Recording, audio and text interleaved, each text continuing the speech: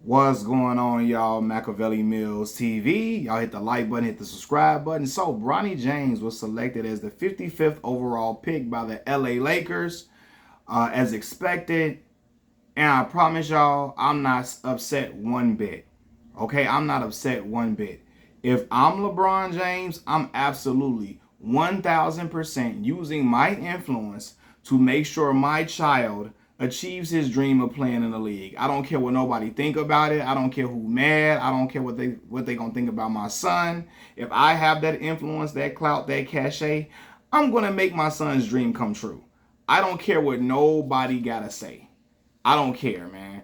And a lot of other people would do it too. They, oh, he a Nepo baby, Nepo baby, Nepo baby. As I told y'all before in another video I made, white folks do this all the time. They have a whole lot of Nepo babies running through companies, Fortune 500 companies, running all through their organizations. They don't care what nobody think. They don't care what black folks think. They don't care what no other ethnicity, even their own people. They don't care what they think about their kid. You can call their kid a Nepo baby all you want to. That's not going to stop them from making sure their kid gets in the door. That's not going to stop them from making sure making sure their kid gets an opportunity. They don't care. Only black folks, we train them. Oh, massa gonna think my baby a Nepo baby. Oh, what massa and them gonna think? What massa and them gonna think if my baby, if they know I got my child in here, massa and them gonna be so mad if they know I got my baby up in here. Oh, they gonna call him a Nepo baby. Oh, gee. Man, cut it out, bro. Cut it out. Who cares? Who cares, fam? You hear me? My little son just went to sleep right now. My daughter in the room right now. If I work my butt off, and I put my blood, sweat, and tears in something, and I can leverage or I can use my clout to get them in the door, I'm going to do that.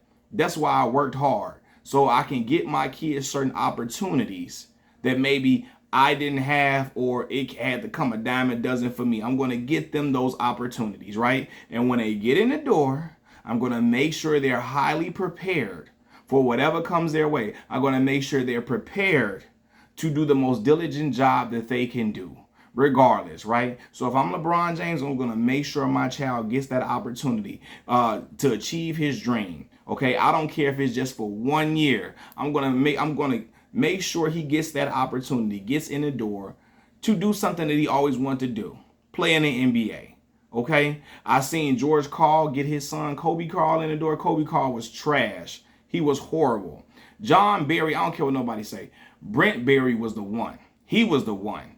John was never good. He never was. He was never no bona fide sniper to be filling out roster spots for years either. John Barry had some years where he averaged 2.5 points a game, 3.7 points a game, 3.8 points a game.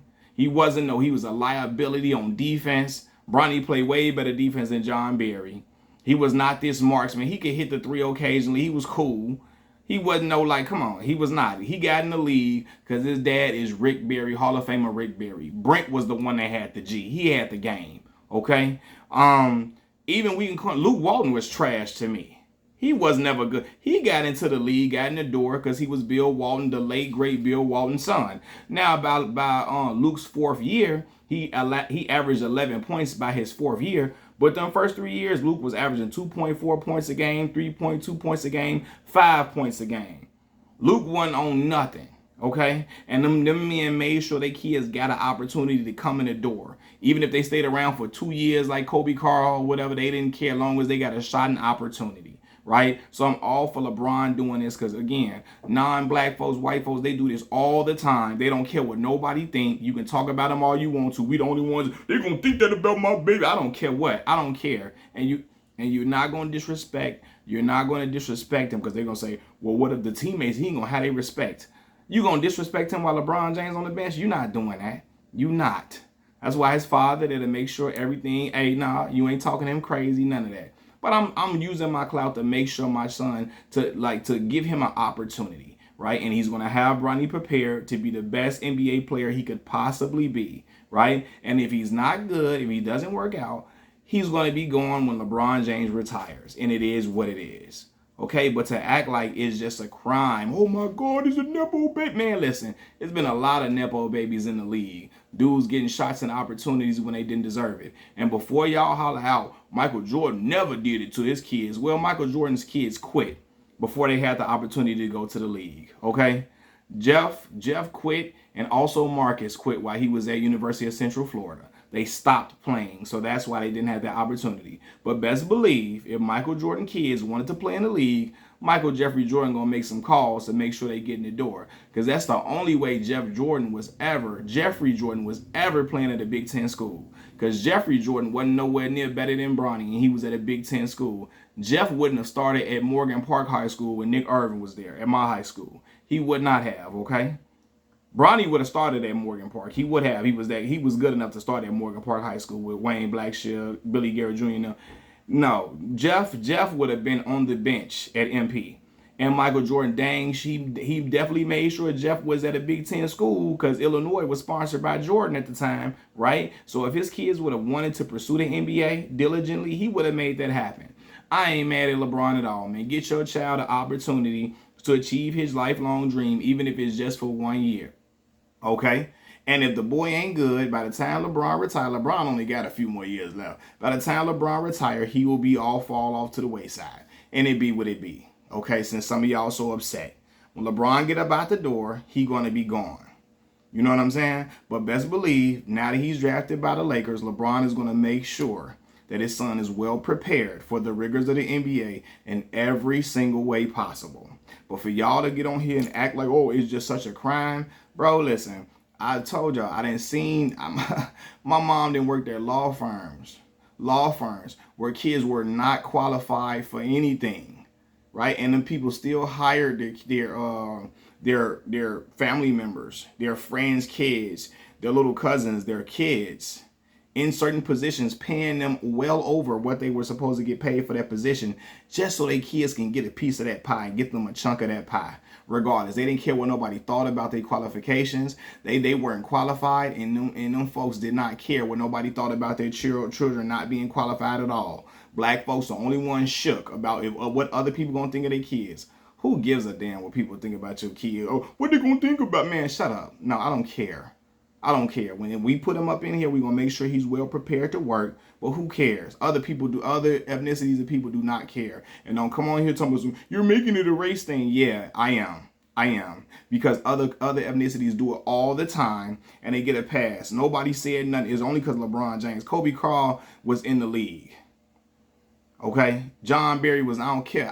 John Barry was never nice. Never. And he got opportunities because he was Rick Barry's son.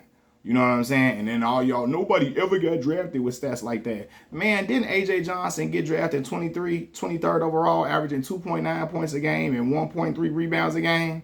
Y'all gonna say he's 6'5", 6'6", whatever. Dude averaged 2.9 points a game and 1.3 rebounds a game. I remember when Daniel Orton was playing at Kentucky, right?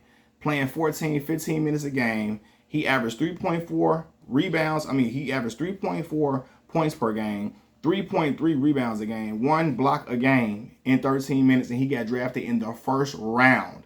I know y'all gonna say, well, he was 6'10". Man, listen, them stats is terrible.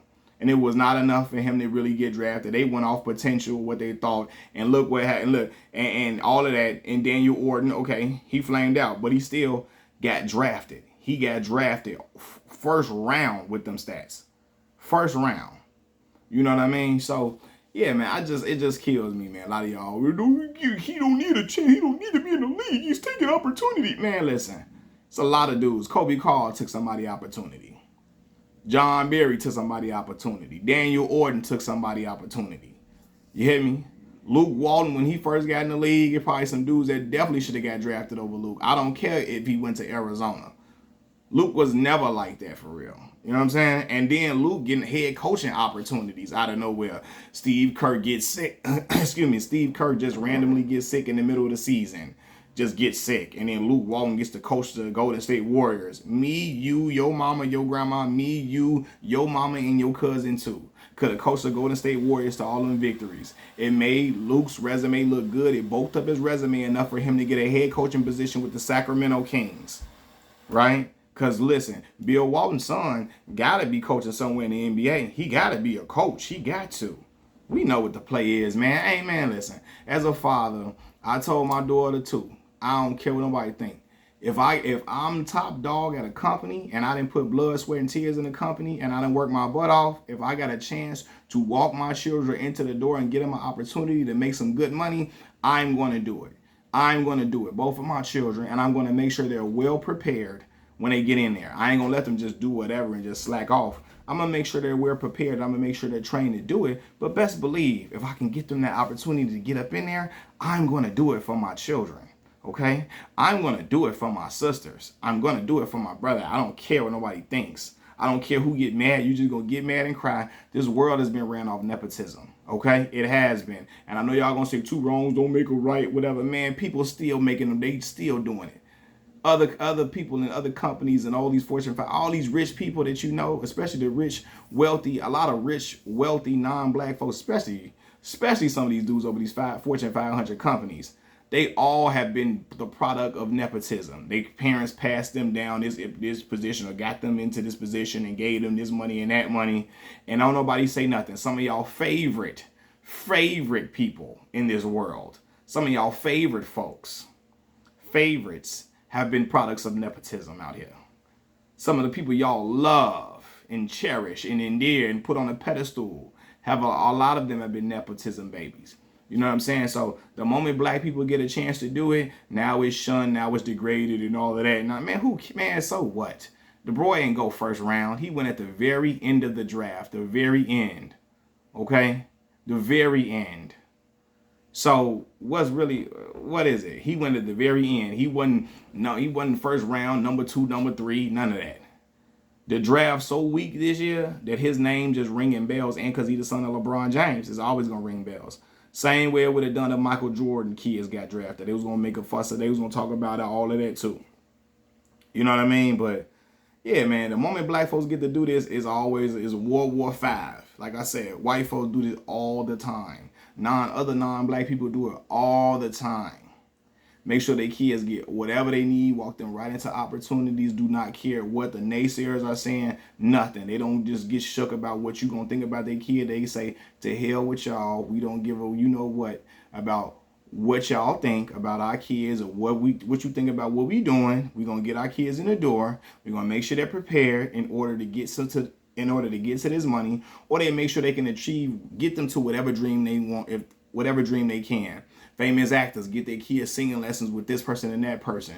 Famous actors get their kids singing lessons or get them in the studio with producers and all that. Brooke Hogan was out here on songs with Paul Wall and Scott Storch and all them producing. Hulk Hogan didn't care about nepotism being a thing, right? So black folks, LeBron shouldn't care either. Good job, LeBron.